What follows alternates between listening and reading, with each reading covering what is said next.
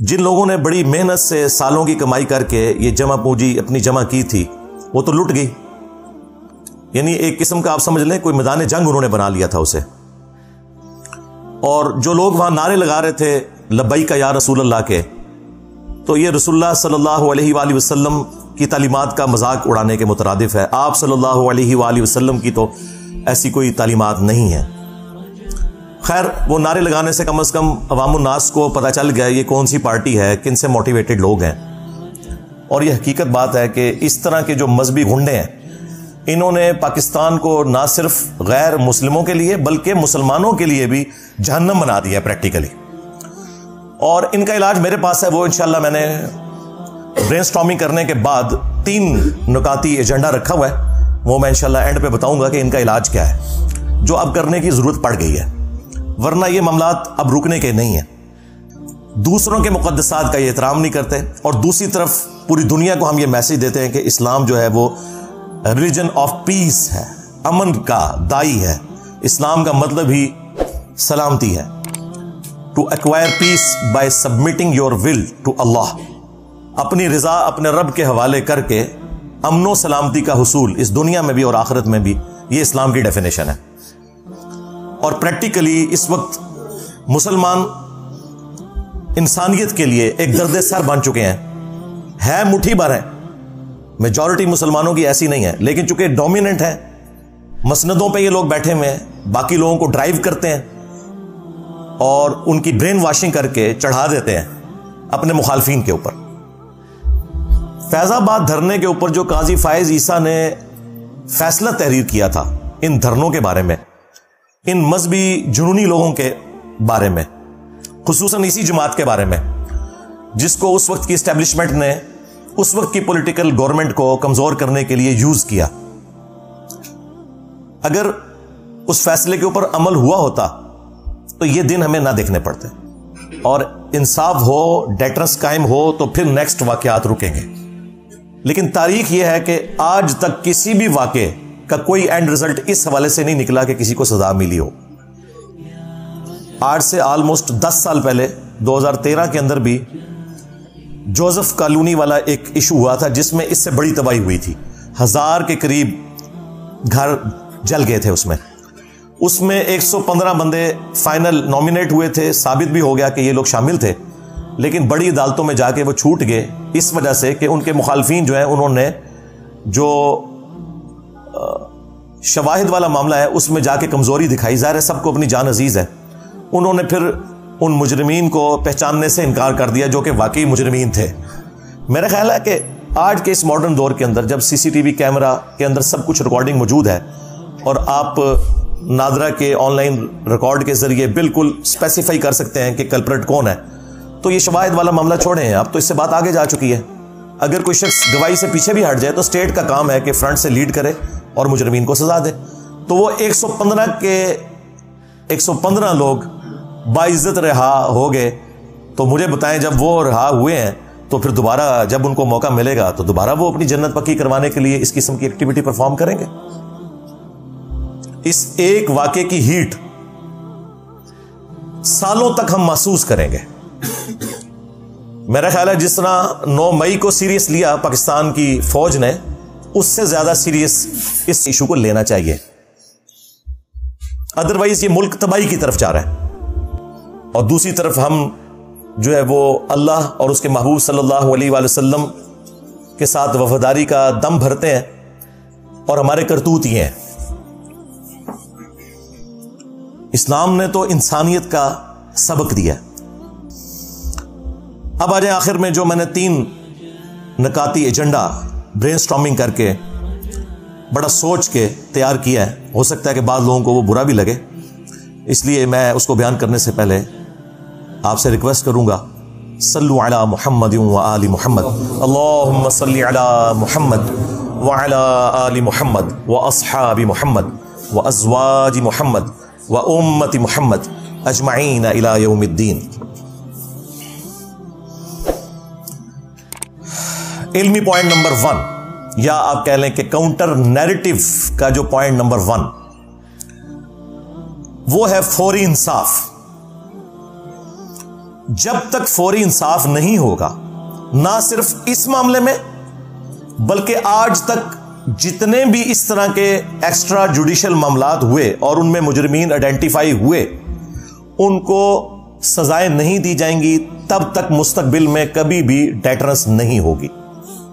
اس سے بھی آسان الفاظ میں سمجھاتا ہوں کہ جس طرح ہماری عدالتیں توہین عدالت کے مسئلے میں بڑی سینسٹیو ہیں، اور ہمارے ریاستی ادارے حب الوطنی کے نام کے اوپر کسی کو غدار وطن جب کہہ رہے ہوتے ہیں اور وہ سمجھ رہے ہوتے ہیں، اس معاملے میں جتنے وہ سینسٹیو ہیں، یا ابھی حالیہ جو یہ 9 مئی والا واقعہ ہوا، اس کے اوپر جتنے سینسٹیو ہیں، اور فوراً وہ سارے کے سارے معاملات انہوں نے طے کر لیے ہیں کہ اب یہ بھی ہوگا، یہ بھی ہوگا، وہ بھی ہوگا، اور سینٹ سے بھی انہوں نے اب فائنل اپروول کروا لی ہے، اور کتنی انہوں نے ایکٹس کے اندر تبدیلیاں کروا لی ہیں۔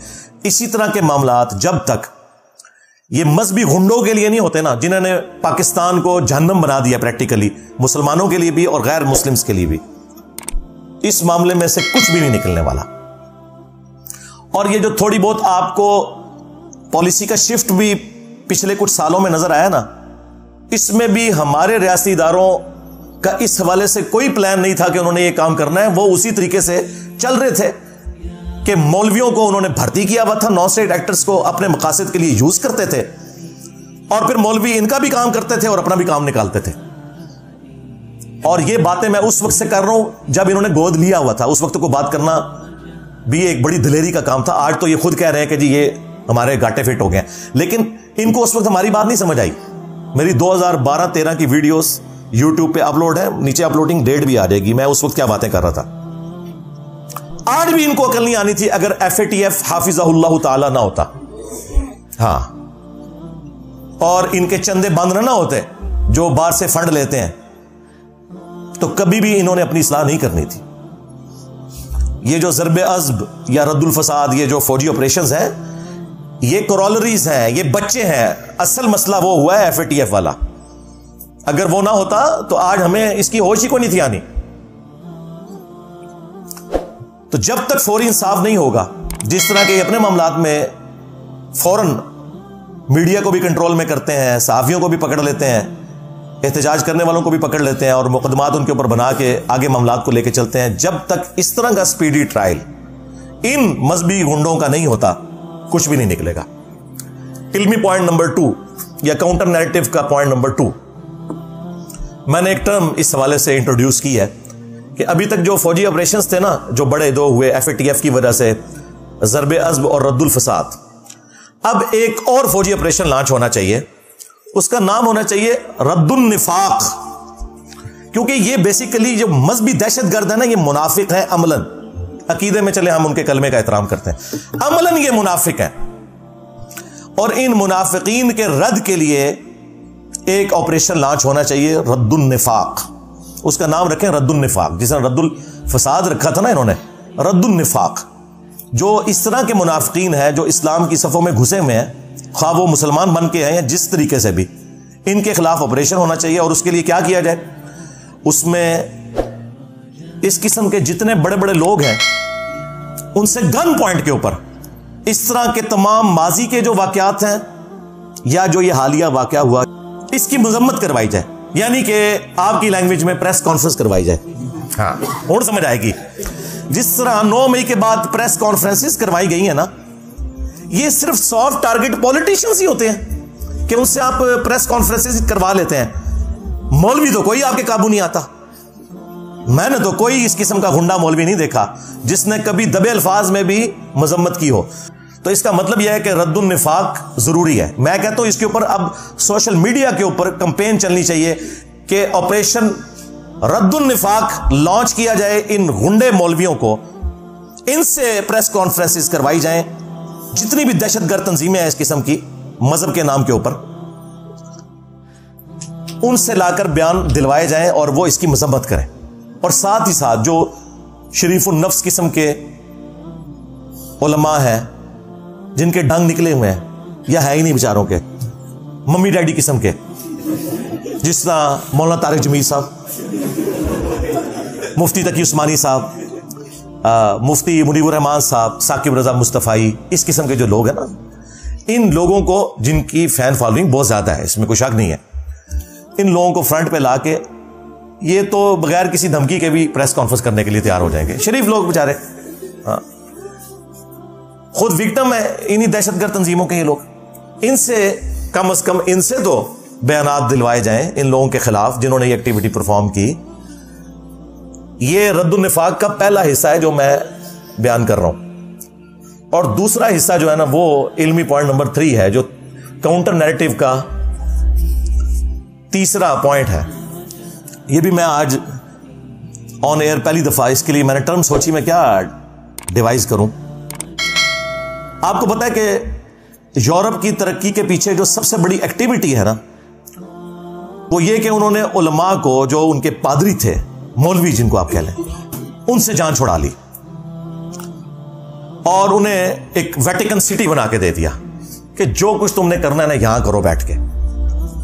جب سے یہ ویٹیکن سٹی بنا ہے نا کرسچنز کا, اس دن سے یورپ نے ترقی کا آغاز کیا اور آج وہ دنیا کو لیڈ کر رہے ہیں.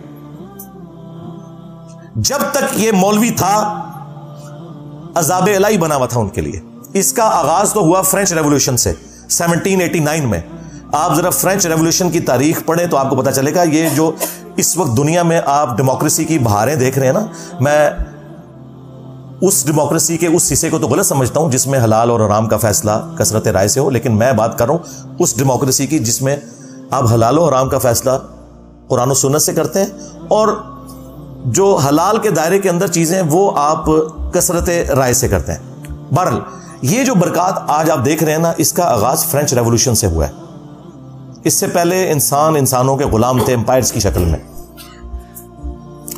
نبی صلی اللہ علیہ وآلہ وسلم نے جو ریولوشن برپا کی خلافت راشدہ کے دور کے اندر تو وہ بڑے اچھے طریقے سے چلی, لیکن بعد میں پھر ایک سپر پاور ہم بھی بن گئے اور بنو امیہ اور بنو عباس یہ بھی امپائرز کھڑی ہو گئی اور پھر وہی سلسلے شروع ہو گئے جو رومنز کے تھے, پرشینز کے تھے. فرینچ ریولوشن جو آئی ہے اس نے پہلی دفعہ وہ آپ سمجھ لیں کلٹ توڑا. وہاں پہ بھی جو پادری تھے وہ کیا کرتے تھے, وہ چندے عوام سے بٹورتے تھے, کچھ شہنشاہ کو کھلاتے تھے اور کچھ اپنے چرچز کے اوپر اور اپنی ذات کے اوپر لگاتے تھے, اور یہ سلسلہ چل رہا تھا. پھر عوام کو وہاں ہوش آئی اور انہوں نے کہا کہ یار ان مولویوں سے جان چھڑاؤ, اور پھر ان ساروں کو پھانسیاں دی گئیں, حتیٰ کہ شہنشاہ بھی اور وہ بھی. اور یہ پہلا اس ماڈرن دور کے اندر جو پہلا آپ سمجھ لینا ایک مائل سٹون ہے وہ فرینچ ریولوشن ہے 1789. پھر اس کے بعد آہستہ آہستہ یہ چیز پھیلتی چلی گئی. پھر ہم نے دیکھا کہ رشین امپائر بھی ٹوٹ گئی, وہاں پہ بھی کمیونزم کا انقلاب آیا. ٹھیک ہے اس میں کچھ چیزیں کباتے تھیں لیکن اوورآل معاشرے کے لیے تو وہ اچھی چیز تھی.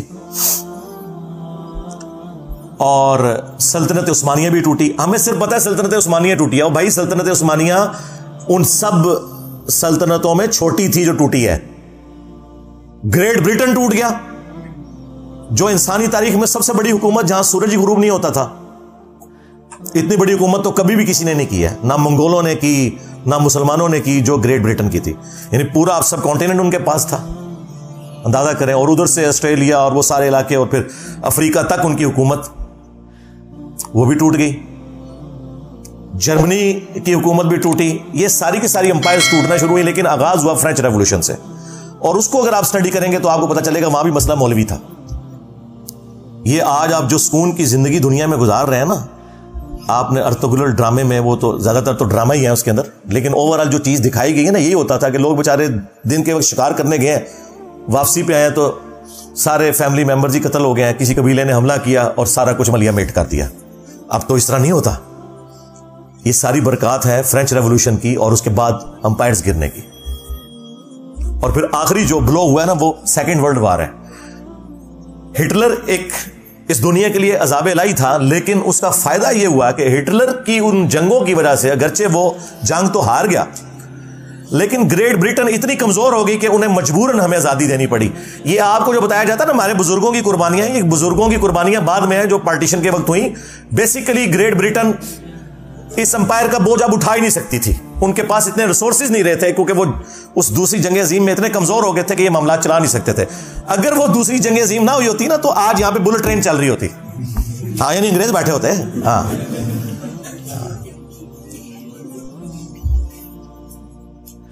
تو یہ سارے کے سارے جو معاملات ہوئے تو میں نے وہ بات اس سے سٹارٹ کی تھی کہ یہ مولویوں کو جب انہوں نے نکالنا ترقی کی ہے، تو میرا یہ مطالبہ ہے، یہ کاؤنٹر نیریٹو میں پوائنٹ نمبر 3 ہے کہ ویٹیکن سٹی کے طرز کے اوپر ایٹ لیسٹ پاکستان میں ایک مولوی سٹی بنانا چاہیے، اس کا نام بھی مولوی سٹی ہو. اور یہ تو فخری اپنے آپ کو مولوی کہتے ہیں نا، مولوی بہت آنریبل لفظ ہے.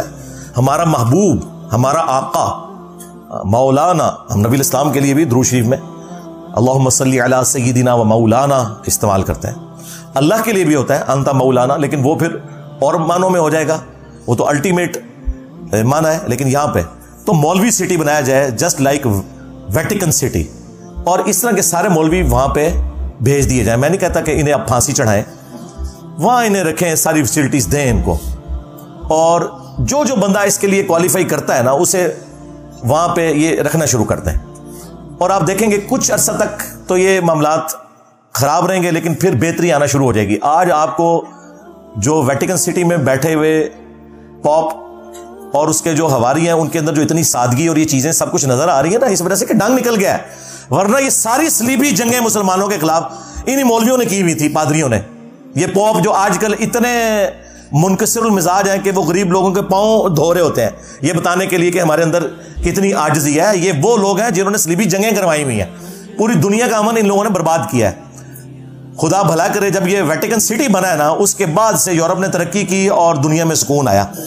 میں بھی یعنی اس وقت پریکٹیکلی تو آرمی چیف سے ہی کہوں گا، اس کی وجہ یہ ہے بدقسمتی ہے ہماری.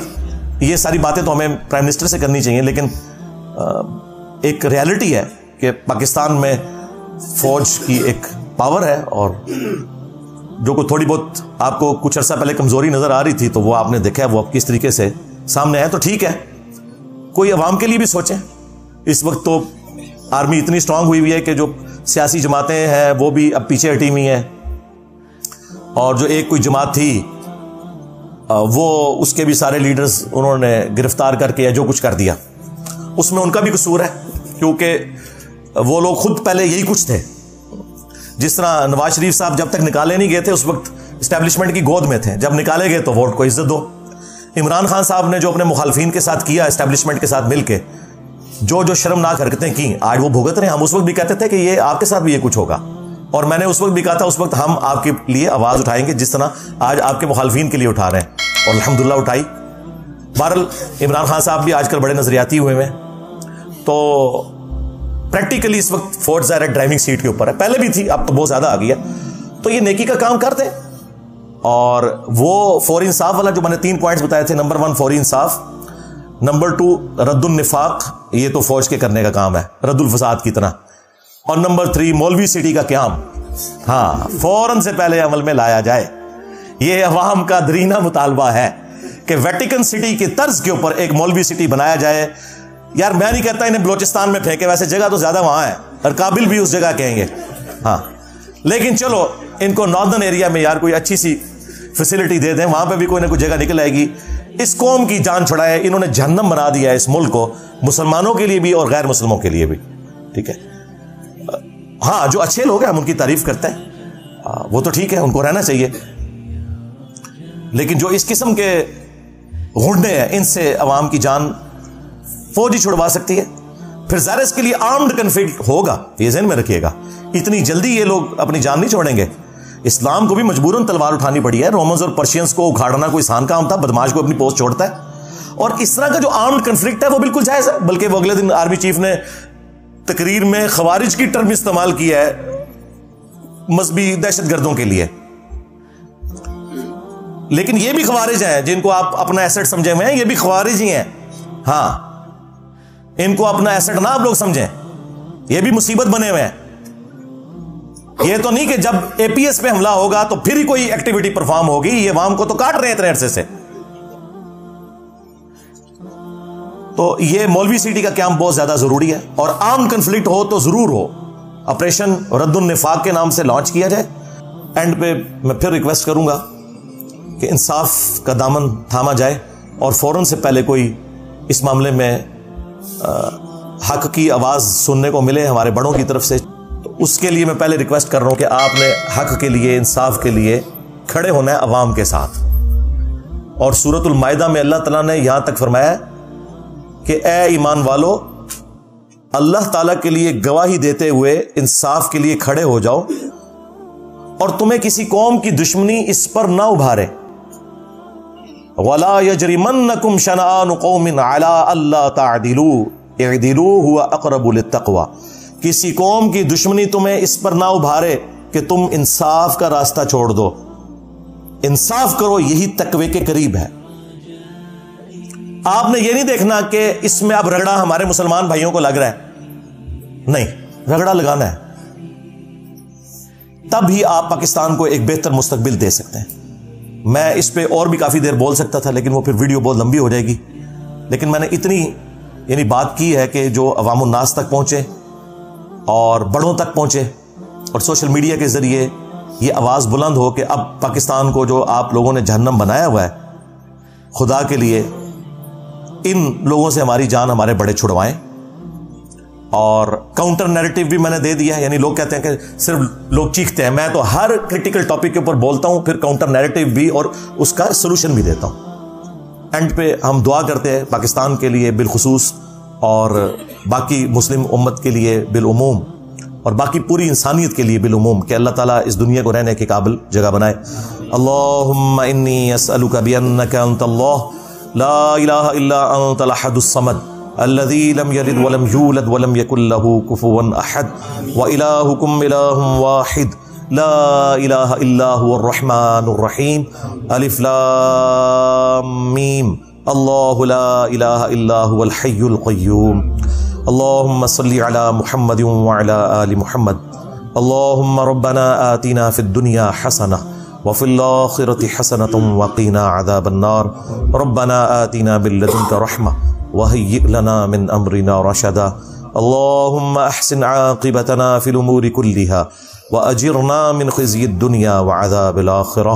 اے اللہ، جن جن بھلائیوں کا سوال تیرے محبوب صلی اللہ علیہ وآلہ وسلم نے تجھ سے کیا، ہمارے حق میں، ہمارے ماں باپ کے حق میں، پوری امت کے حق میں قبول و منظور فرما. خصوص بالخصوص اے اللہ کشمیر میں، انڈیا میں، فلسطین میں، چائنا میں، افغانستان میں، شام میں، عراق میں، یمن میں، جہاں کہیں بھی مسلمان پاکستان کے اندر بھی کس پرسی کی زندگی گزار رہے ہیں، غیب سے ان کی عزت، آبرو، جان و مال کی حفاظت فرما. اے اللہ خصوص بالخصوص ہمارے ملک پاکستان کی خیر فرما، اسے اندرونی اور بیرونی خطرات سے محفوظ فرما، اسے رہنے کے قابل بنا. اے اللہ اسے ترقی عطا فرما، اور یہاں پر یہ جو مذہبی گنڈے ہم پر مسلط ہوئے ہیں، اے اللہ ان کے شر سے ہماری جان چھڑا، اور پاکستان کو مسلمانوں کے لیے بھی غیر مسلموں کے لیے بھی ایک امن کا گہوارہ بنا. اے اللہ حاضرین کے دلوں میں جو جو نیک اور جائز دعائیں ہیں قبول و منظور فرما. اے اللہ جو مسلمان فوت ہو چکے ہیں ان کی مغفرت فرما، جو زندہ ہیں انہیں قبر و آخرت کی تیاری کرنے کی توفیق عطا فرما. اے اللہ تمام مسلمانوں کی تمام دینی، دنیاوی، جسمانی، روحانی، ظاہری، باطنی پریشانیاں، تکلیف، مصیبتیں، دکھ درد، بیماریاں، دشواریاں دور فرما. سبحان ربک رب العزت عما یصفون وسلام علی المرسلین والحمد للہ رب العالمین وصلی اللہ علی النبی الکریم وعلی آلہ واصحابہ اجمعین الی یوم الدین. آمین.